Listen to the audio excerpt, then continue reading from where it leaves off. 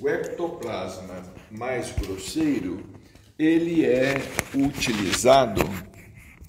utilizado para as manifestações físicas mais grosseiras. E temos o ectoplasma menos denso, mais etéreo. Algumas materializações de espíritos, inclusive, se apresentam luminosas. Elas são extremamente raras, as materializações luminosas. Nas reuniões de efeitos físicos, nas reuniões de materialização, o que nós temos mais são as materializações opacas. Muito dificilmente se consegue obter o que André Luiz chama, no livro Missionário da Luz, de materialização pura. São poucos os médiuns que têm essa capacidade, raríssimos os médiuns, ao longo da história, que liberavam o ectoplasma. E o ectoplasma, principalmente, ele é liberado pelos orifícios do corpo, pelos orifícios naturais. Ele é liberado principalmente pelas narinas, pela boca e pelos ouvidos. Principalmente pelas narinas, pela boca e pelos ouvidos. O médium cai em transe e libera esse ectoplasma, que é manipulado pelos espíritos. Apenas assim, a título de informação, alguns historiadores dizem que alguns grupos mediúnicos, inclusive alguns que existiram na época da Alemanha nazista, alguns dizem que alguns alemães, eles tinham algum interesse pelas coisas espirituais, mas eles lidavam principalmente com espíritos de uma condição subalterna. Lidavam com espíritos de uma condição inferior. E esses historiadores, nós não podemos fazer tal afirmação, mas faz parte da literatura. Faz parte da literatura. Alguns médiuns cederiam ectoplasma. Por exemplo, algumas mulheres também liberariam ectoplasma através da vagina.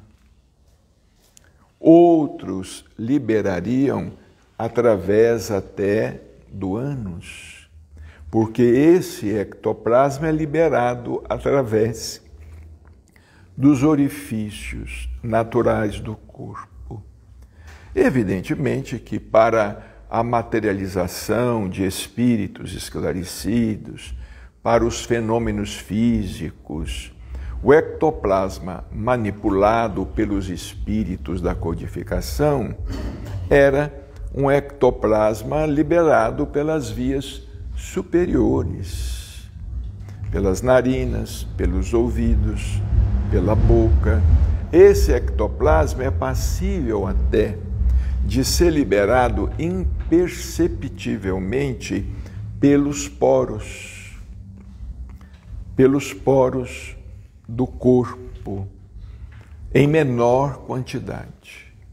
Em maior quantidade, conforme algumas fotografias conseguiram registrar. Em maior quantidade, pela boca. Em maior quantidade, pelas narinas. em maior quantidade pelos ouvidos. Os espíritos, então, se valeriam dessa matéria plástica, dessa matéria fluida, que também é matéria, para provocar os fenômenos físicos. No livro Missionários da Luz, André Luiz estuda com detalhes alguns fenômenos, como, por exemplo, o fenômeno da voz direta. No fenômeno da voz direta, o espírito, ele plasma uma garganta. Ele consegue plasmar, modelar uma garganta, evidentemente invisível para muitos dos presentes. E através dessa garganta, como se fosse um megafone, ele consegue produzir o fenômeno da voz direta, consegue produzir o fenômeno da escrita direta, ele consegue produzir o fenômeno da levitação de objetos, de transporte de objetos. Eles conseguem fazer com que determinados objetos se desmaterializem fora do ambiente da reunião e tornem a se materializar dentro do ambiente da reunião. Nós temos uma literatura vasta a respeito, literatura que nos foi legada principalmente pelos pesquisadores de antanho, pelos contemporâneos de Allan Kardec e por alguns que vieram depois de Allan Kardec. O perispírito, ele seria o responsável, então, por esse elemento denominado ectoplasma. Ecto, fora. Endo é dentro. Endo, dentro. Ecto, fora.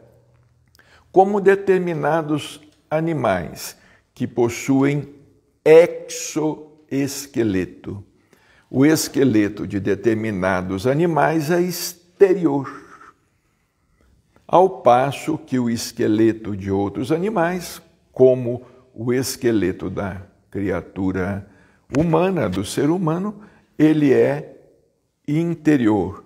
Ele não é um exoesqueleto, ele é um endoesqueleto. Nós falamos sobre o perispírito e convém que nós acrescentemos alguma coisa também a respeito do corpo espiritual, do perispírito. Aqui neste livro, A Gênese de Allan Kardec, que é o 5º livro da codificação, publicado em 1868, alguns meses antes da desencarnação de Allan Kardec, nós temos aqui a primeira edição, porque existem algumas denúncias a respeito da terceira, quarta edições em diante. O livro teria sofrido algumas adulterações pelos sucessores de Allan Kardec. E, de fato, é possível constatar, pegando um livro, a Gênese da primeira edição, e comparando alguns trechos, alguns textos, nós vamos observar em alguns textos que, de fato, houve uma certa intromissão indébita no que Allan Kardec deixou escrito.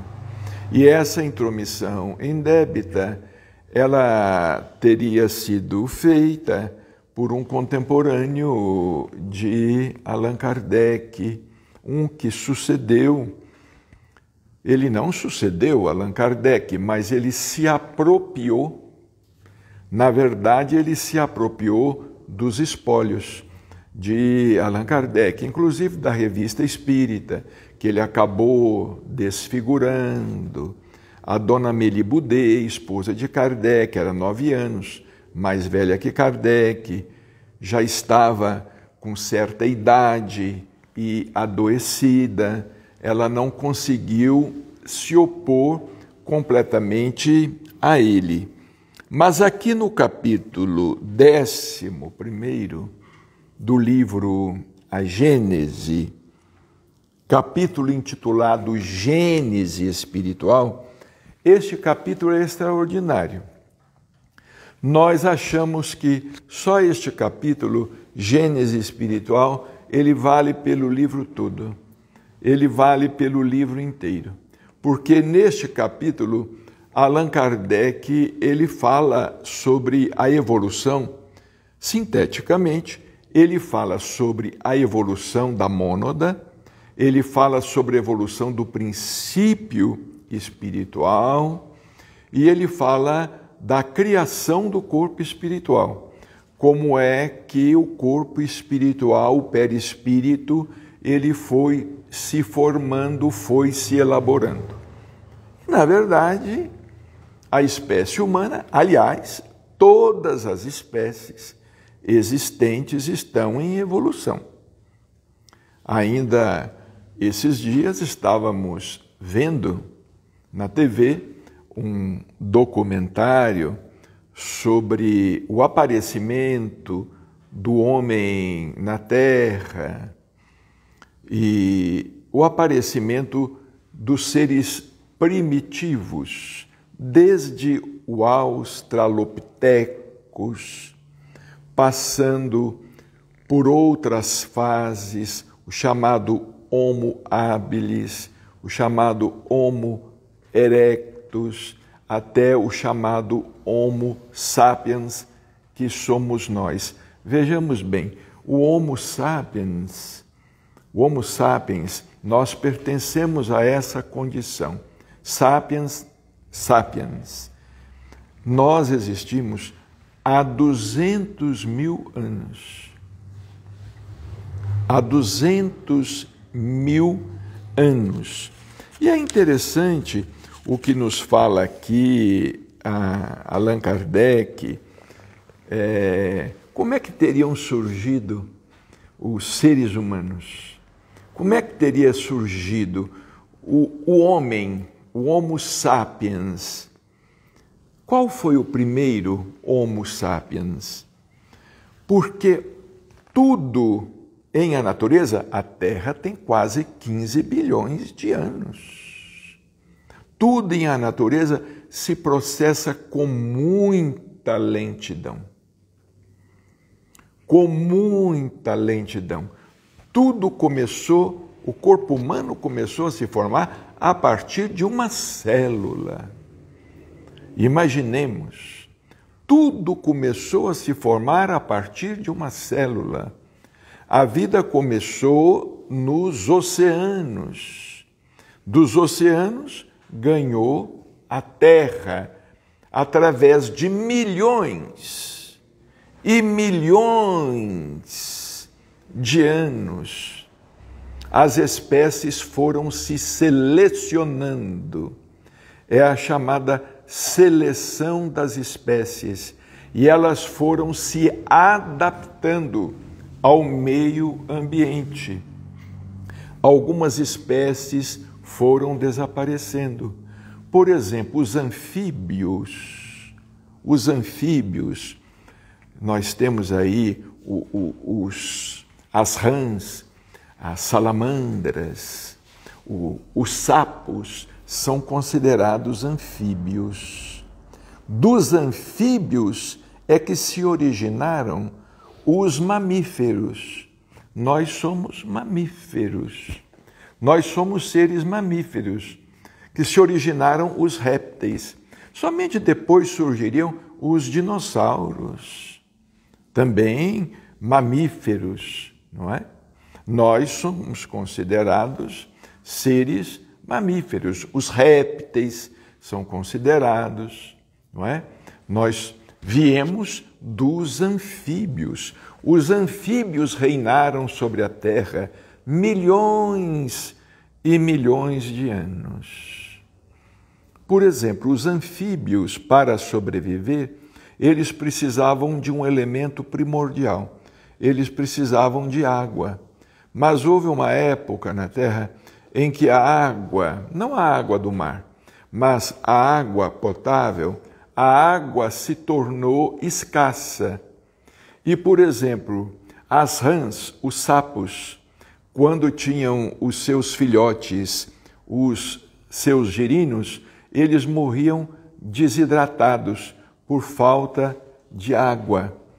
E às vezes as rãs tinham que transportar os seus girinos nas costas e escalar árvores enormes, porque no alto das árvores existiam as bromélias, e as bromélias recolhiam a água da chuva.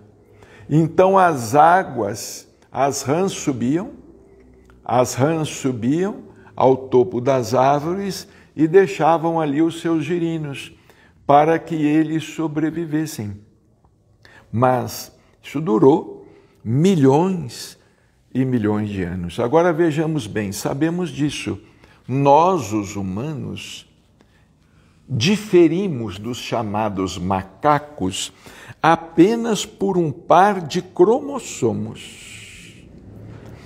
Nós, os humanos, possuímos 23 pares de cromossomos. O cromossomo é que contém os genes, a informação genética, é o chamado cromossomo. Nós somos dotados de 46 cromossomos, são 23 pares.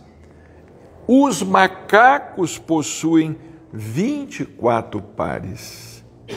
Eles possuem um par a mais de cromossomos. Então afirma Allan Kardec no livro A Gênese, porque Allan Kardec também era um profundo conhecedor de história natural, de geologia, ele possui uma cultura vasta. Allan Kardec afirma que, de fato, nós viemos dos macacos.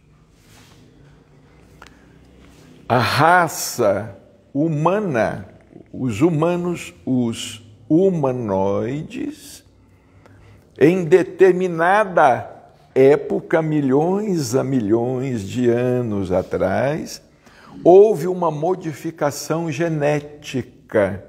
E então surgiu o primeiro ser humano, considerado humanoide, não é?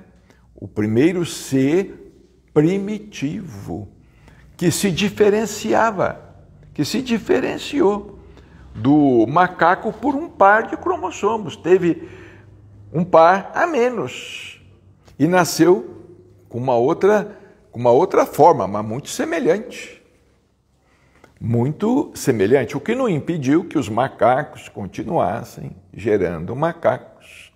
Mas aqueles que nasceram de forma diferente, eles começaram a se reproduzir entre si e deram origem, então, à raça humana.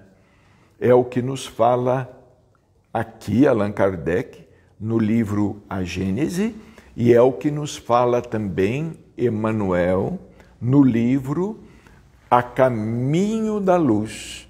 No livro A Caminho da Luz, Emmanuel fala que, de uma determinada época, os construtores divinos no mundo espiritual, eles operaram uma modificação no perispírito dos macacos, dos chimpanzés, dos orangotangos, dos gorilas. Eles operaram os construtores divinos operaram uma certa modificação no corpo espiritual. Está lá no livro A Caminho da Luz. A partir daí surgiu então o ser humano, a raça humana, porque a verdade é que a mônada, ela vem evoluindo através dos milhões e milhões de anos, e tudo tem uma razão de ser. Agora, o Homo habilis, vejamos bem, o Homo habilis, ele existiu há 2,5 a 3 milhões de anos atrás. O Homo sapiens é recente, 200 mil anos. É recente, 200 mil anos. E segundo os cientistas, e segundo o próprio André Luiz, nós estamos lidando com a razão há 40 mil anos. Então, somente há 40 mil anos, de 40 mil anos para cá, é que nós conquistamos a chamada láurea da razão, ou a possibilidade do pensamento contínuo, do raciocínio, do encadeamento de ideias, de 40 mil anos para cá. Vejamos bem, nós que aqui estamos, nós estamos lidando com a razão há 40 mil anos. Então significa que nós somos racionais há 40 mil anos. E, infelizmente, ainda nos encontramos na condição espiritual em que nos encontramos. Quantas e quantas vezes nós teremos ganhado corpo? É claro, permanecemos também no mundo espiritual, porque no mundo espiritual também existe evolução. Kardec fala aqui no livro, Dr. Inácio Ferreira também explora o assunto, a saciedade. Não é só reencarnando que nós progredimos. No mundo espiritual também existe trabalho, existe vida. Aliás, o espírito, ele nasce no mundo espiritual, ele não nasceu na Terra. Antes da Terra existir, o espaço já estava povoado. Vejamos, há uma afirmação muito interessante de Jesus, cremos no Evangelho de João, quando ele está conversando com os escribas e com os fariseus, porque eles eram muito apegados à lei antiga, à lei mosaica, eles eram muito apegados aos patriarcas, Abraão, Isaque e Jacó. E certa vez, Jesus, falando com os escribas e fariseus, ele simplesmente disse: antes que Abraão fosse, eu sou. Então vejamos bem, antes que Abraão fosse, antes que Abraão existisse, antes que essa individualidade, não é? Abraão, esse primeiro monoteísta do povo judeu, Abraão, que com ele começou o monoteísmo, porque até então o povo era idólatra, o povo era politeísta. Foi através de Abraão que o povo judeu começou a acreditar na existência de um único Deus. Depois Abraão, Isaque, Jacó, e vieram os profetas até chegar a Jesus Cristo. Então Jesus fala, vejamos bem, a evolução do Cristo. E às vezes nós queremos especular a respeito da vida de Jesus. Existem muitos que querem especular a respeito até da vida íntima de Jesus. Se ele foi casado, ou se não foi, se ele deixou filhos, ou se não deixou, Muitos se atrevem a especular sobre a vida do Cristo, quando ele diz lá claramente, antes que Abraão fosse, eu sou, ele já era o Cristo. Antes que Abraão fosse o patriarca, fosse o grande profeta, não é? Eu sou. E nós vemos com Emmanuel, no livro A Caminho da Luz, principalmente, também no livro O Consolador, de Emmanuel, nós vemos que Jesus, ele é o governador espiritual da terra e foi um de seus construtores. Ele foi um dos agentes da vontade de Deus. Porque quando nós evoluímos, nós nos tornamos simplesmente agentes da vontade divina, agentes das leis naturais. Por exemplo, as algas nos oceanos, não é? São agentes das leis naturais. Os peixes, as plantas, são agentes. Os ventos, a chuva, o sol, tudo o que acontece. Existem aqueles que são agentes conscientes e existem aqueles que são agentes inconscientes da vontade de Deus, da vontade divina. Como nos disse hoje aqui o nosso Formiga, num poema, aconteça o que acontecer, suceda o que suceder, a vitória é sempre do amor. O amor sempre vence, o amor sempre vencerá. Então aqui neste livro, no capítulo 11º, nós vamos nos deparar, neste capítulo intitulado Gênese Espiritual, nós vamos nos preparar com um texto maravilhoso de Allan Kardec. No capítulo 10º, ele fala sobre a gênese orgânica. No capítulo 10º, ele estuda a gênese do corpo humano, a evolução, não é? Nós começamos a partir de uma única célula. A partir de uma única célula. Foi assim que nós fomos nos individualizando.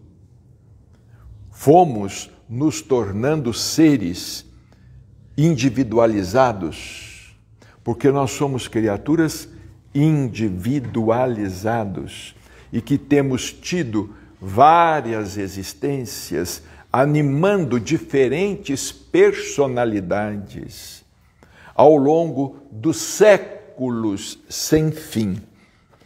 Bem, feita essa consideração, Kardec diz aqui em O Livro dos Médiuns, porque no capítulo seguinte, ele vai fazer um estudo muito curioso sobre as manifestações físicas, sobre as mesas girantes, sobre as quais nós já falamos aqui rapidamente. Mas aqui neste capítulo das manifestações espíritas, encerrando o capítulo, a ação dos espíritos sobre a matéria, ele escreve: voltemos à natureza do perispírito, porque ela é essencial à explicação que vamos dar. Dissemos que, conquanto fluídica, é contudo uma espécie de matéria. Então, o perispírito ainda é matéria. Vimos na semana passada que existem dois elementos gerais no universo, espírito e matéria. Acima de tudo, Deus, o Criador. E um terceiro, chamado fluido cósmico universal. Esse fluido cósmico universal é que possibilita a ação do espírito sobre a matéria, porque senão seria impossível. Graças ao fluido cósmico universal e suas variações, é que o espírito pode agir sobre a matéria. É que nós podemos agir sobre o corpo.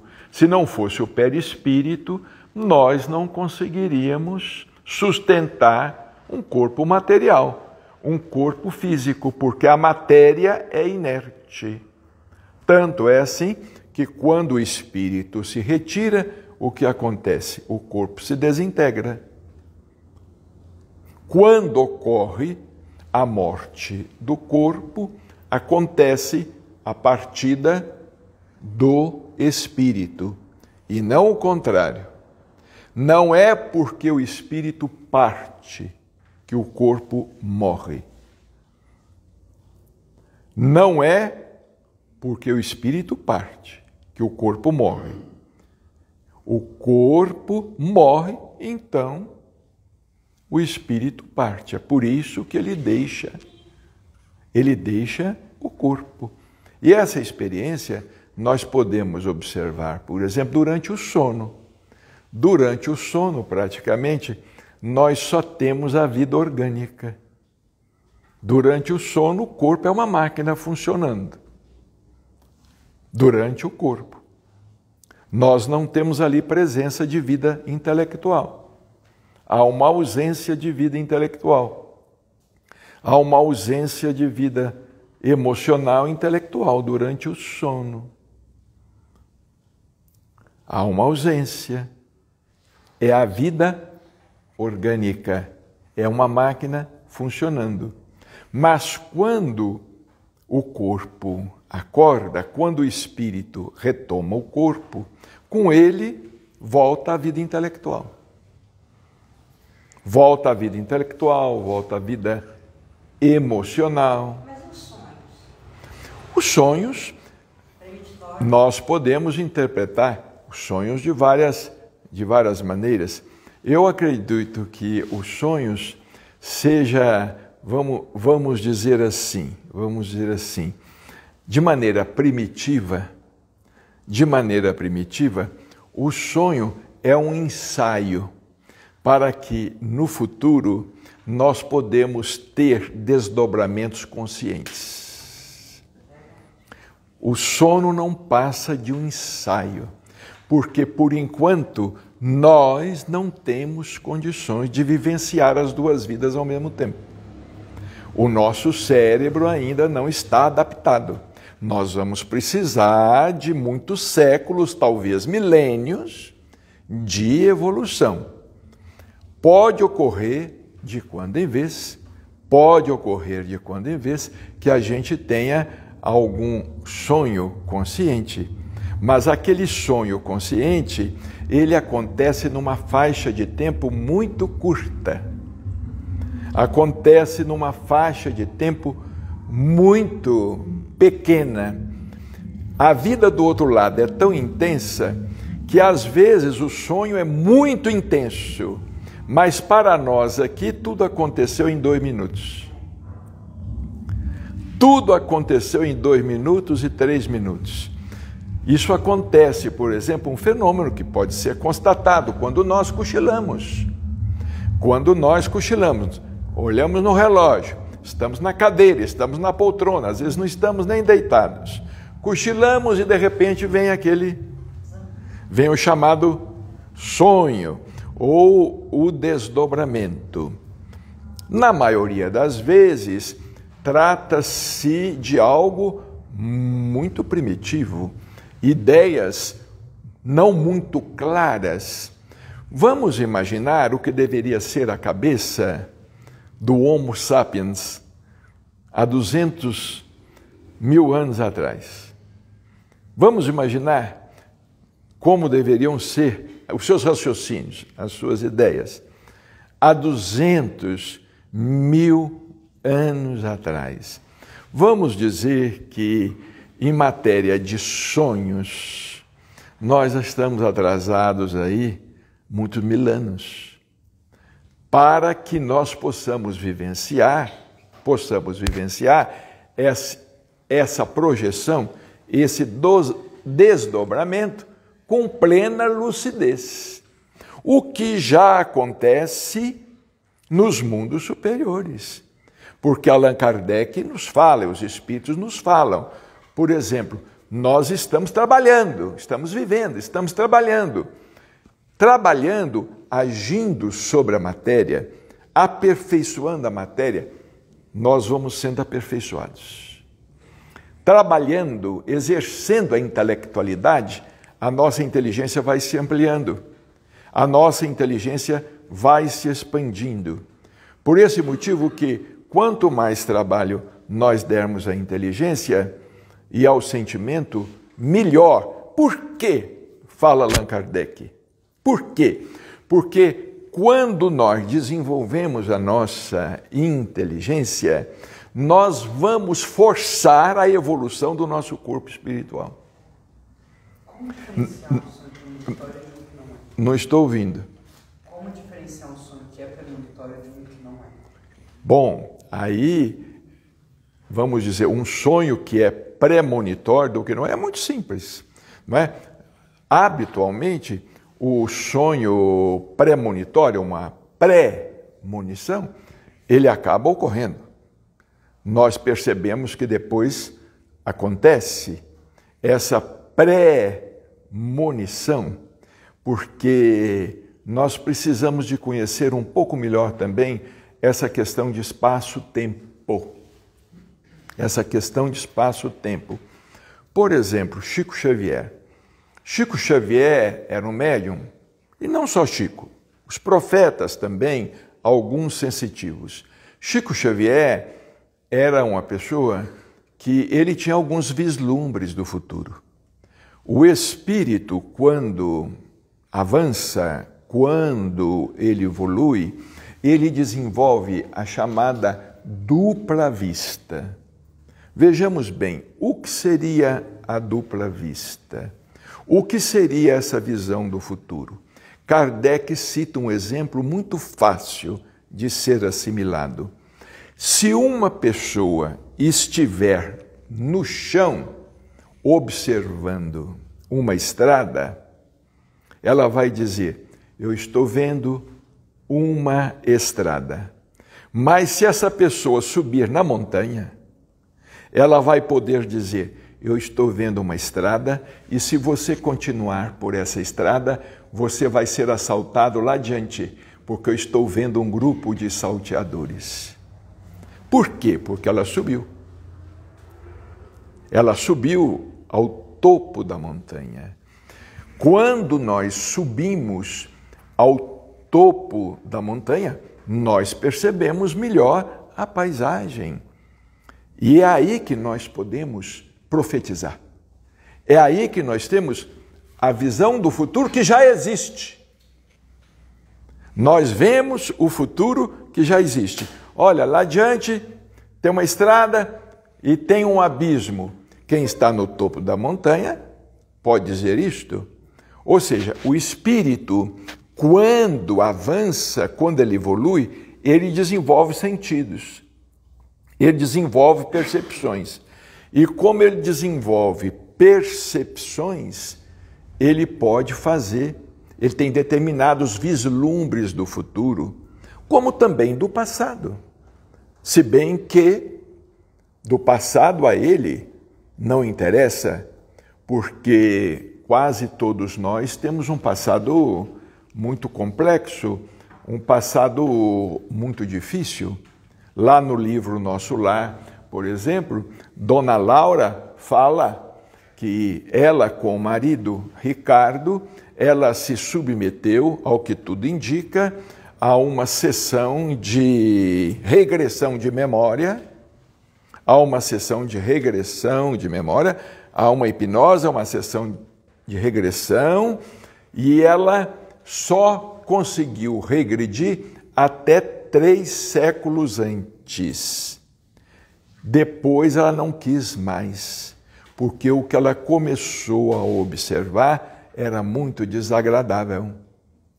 Ela não quis ver mais. É como diz o doutor Inácio, o nosso passado quase que só tem sucata, não é?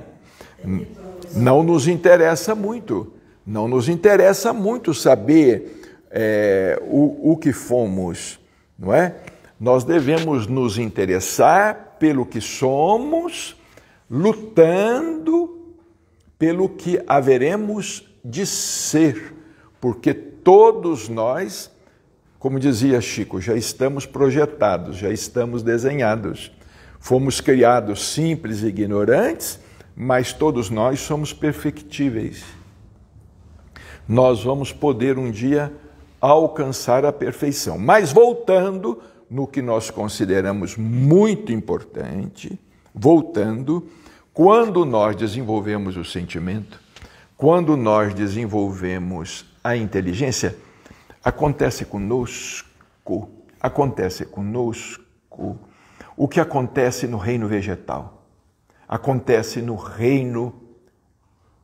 reino animal.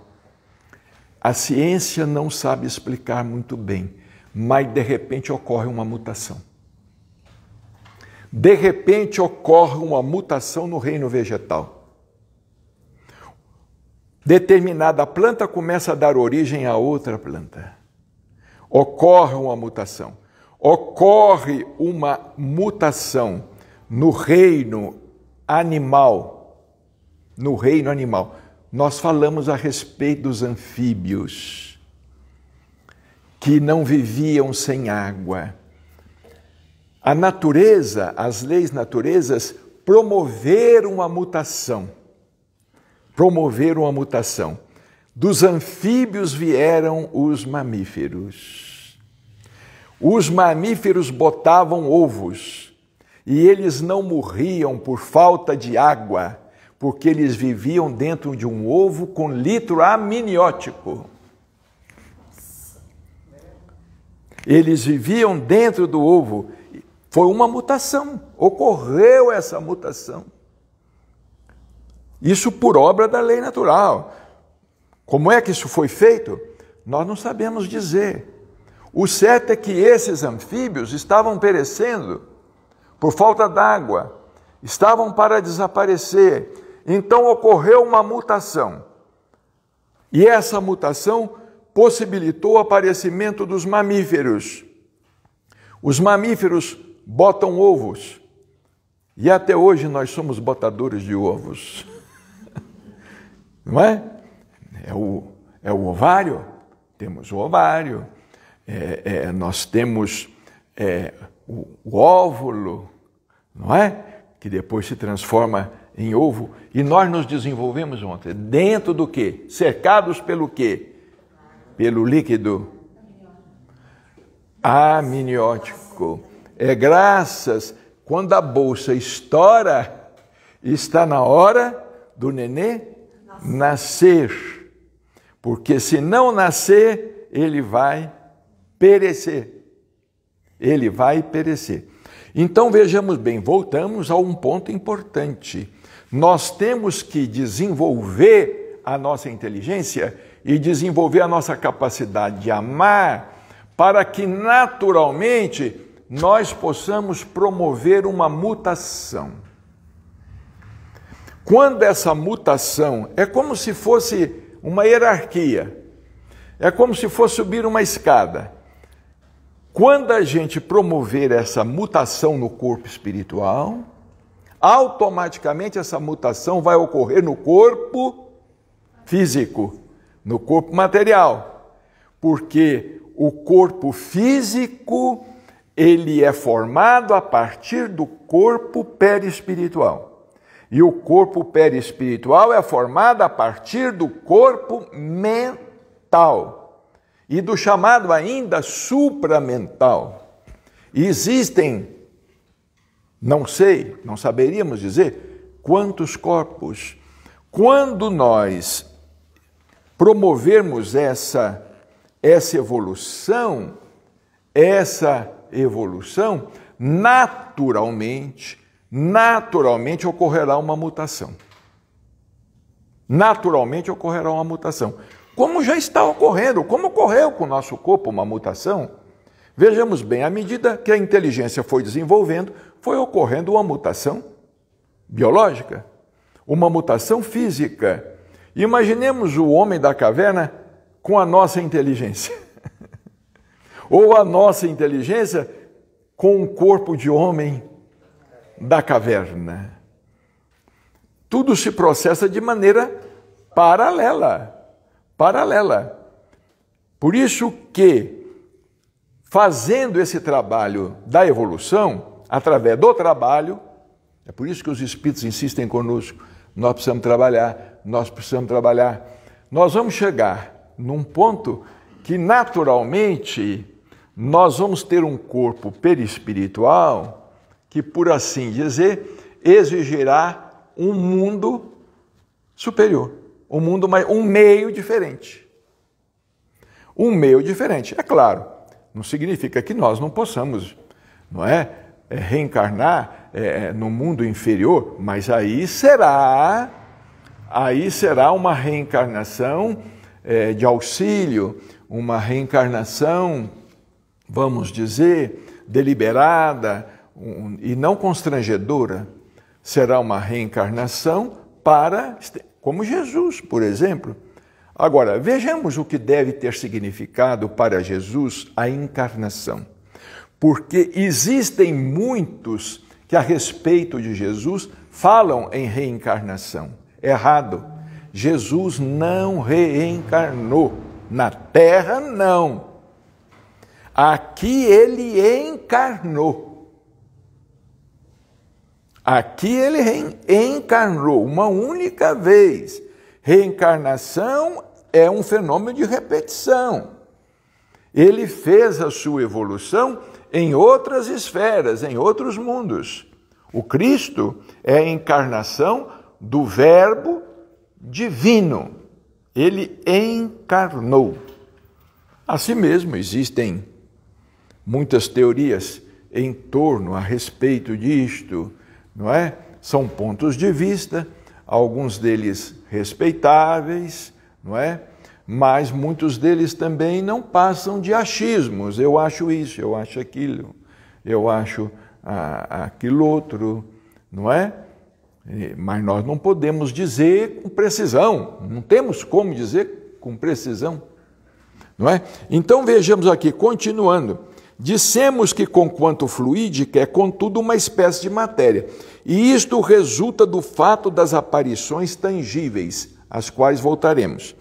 Viram-se, sob a influência de certos médios, aparecer mãos tendo todas as propriedades das mãos vivas. Quer dizer, foi uma materialização.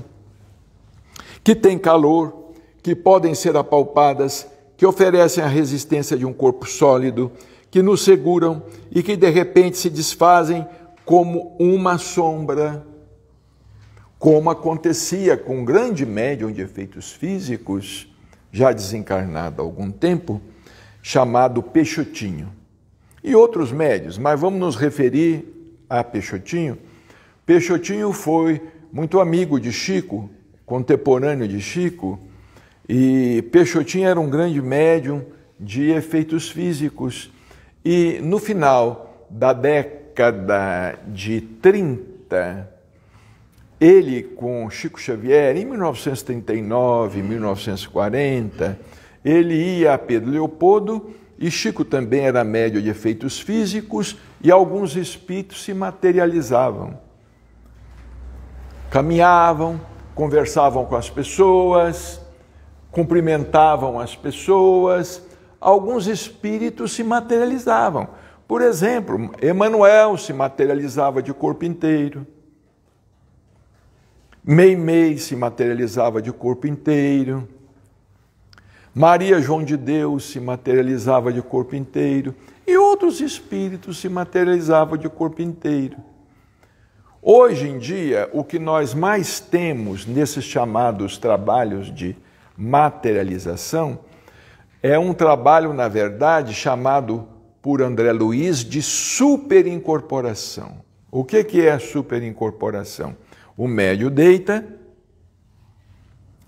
adormece completamente ou parcialmente, o espírito do médium sai do corpo e um espírito incorpora no perispírito do médium. Diz-se materialização, quando na verdade é uma super incorporação. Materialização genuína, nós não temos mais notícias. Sai andando com o corpo físico da outra. Sai andando com o corpo físico da outra e falando.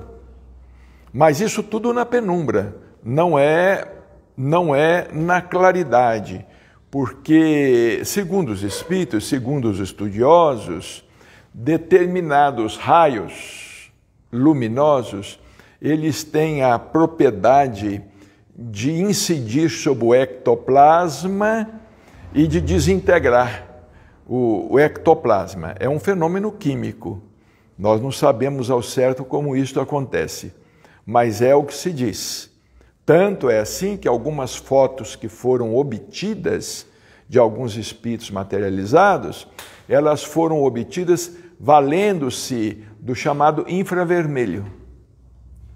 Não se podia usar o flash diretamente.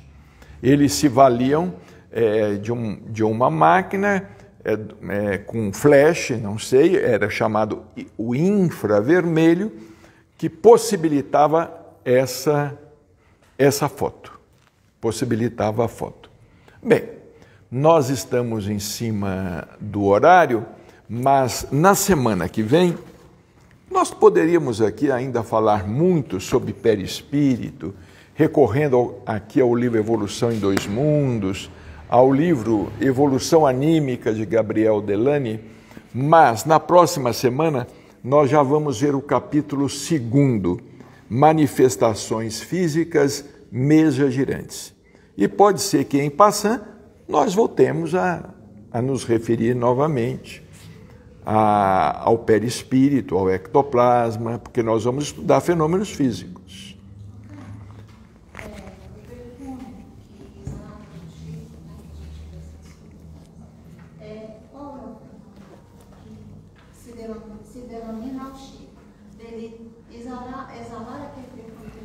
Olha, esse fenômeno do perfume, é um fenômeno de efeito físico também.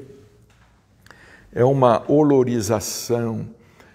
Por exemplo, nós às vezes estávamos lá no grupo espírita da prece, o Chico estava numa salinha à parte, se preparando para a reunião, a porta fechada, e de repente o ambiente ali era invadido,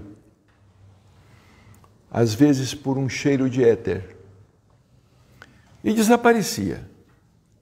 Ou às vezes o ambiente era invadido por um cheiro de flores variadas, e aquele perfume de repente desaparecia. Mas muitas vezes os espíritos se servem, vejamos bem, se servem do perfume que nós às vezes utilizamos para multiplicar aquele perfume e lançá-lo no ar. Num fenômeno muito curioso que precisa ser estudado e para o qual muita gente não atenta. Um fenômeno semelhante ao que aconteceu com Jesus. Quando Jesus terminou ali o Sermão da Montanha, o povo estava com fome. Eram 5.000 pessoas. E os apóstolos foram falar com ele que eles não tinham como alimentar a multidão. Aí ele perguntou, o que tendes? O que vocês têm? Eles falaram, nós temos 5 pães e 2 peixes. A partir daqueles 5 pães e 2 peixes, ele realizou a multiplicação. É interessante, a partir das 5 pães e 2 peixes. Às vezes os espíritos se valem de um perfume existente numa flor ali, no jarro de flores, Hoje, por exemplo, quando nós chegamos aqui, fomos um dos primeiros a entrar aqui, tinha um perfume de flor no recinto. Eu olhei para ver se tinha alguma rosa, alguma flor, porque essas não são perfumadas, são lindas, mas não são perfumadas. E era um cheiro, até comentei, aqui dentro está um perfume de flores. Não é?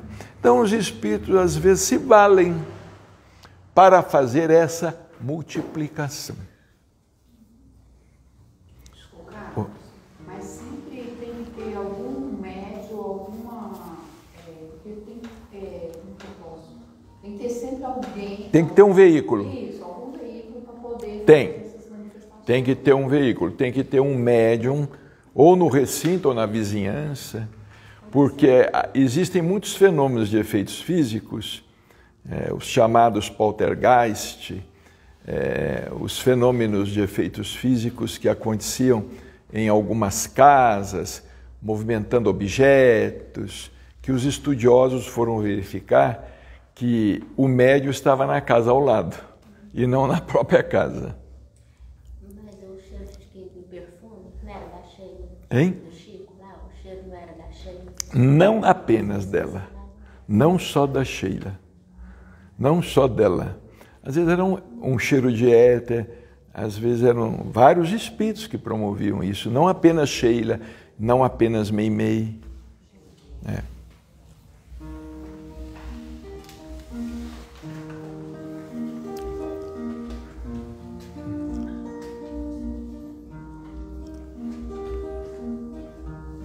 Pensamento alto, pensamento para chegar à paz. Silêncio e prece é o melhor remédio para recebermos a cura para o corpo e a alma. Cristo de amor, passe sagrado, somos um ao lado de cada um, todos na mesma sintonia.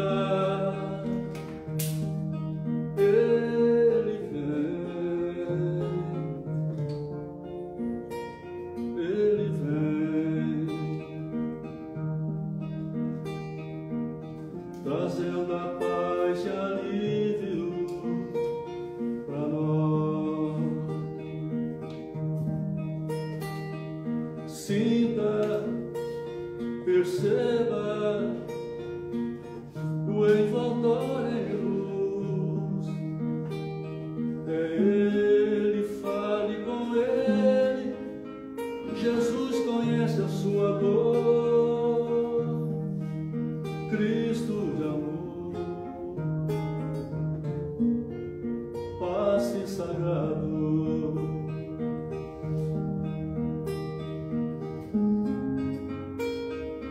água bendita para aliviar esse peso em nós. Devemos seguir em prece por esse momento, cada um pensando no melhor, todos nós nessa casa abençoada de luz, casa de Deus, passe sagrado. Sinta, perceba, sinta, sinta, esse envoltório em ti,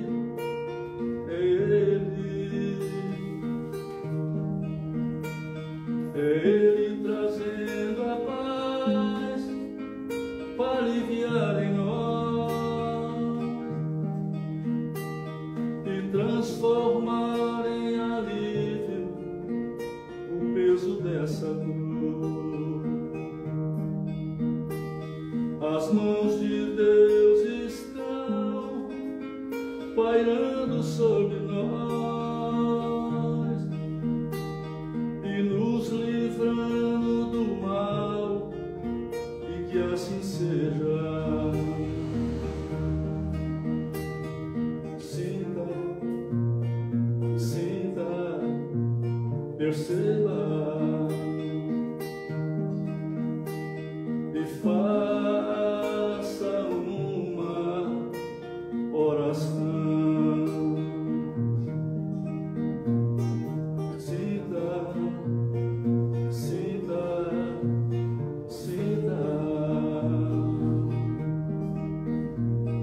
sinta Jesus no seu coração.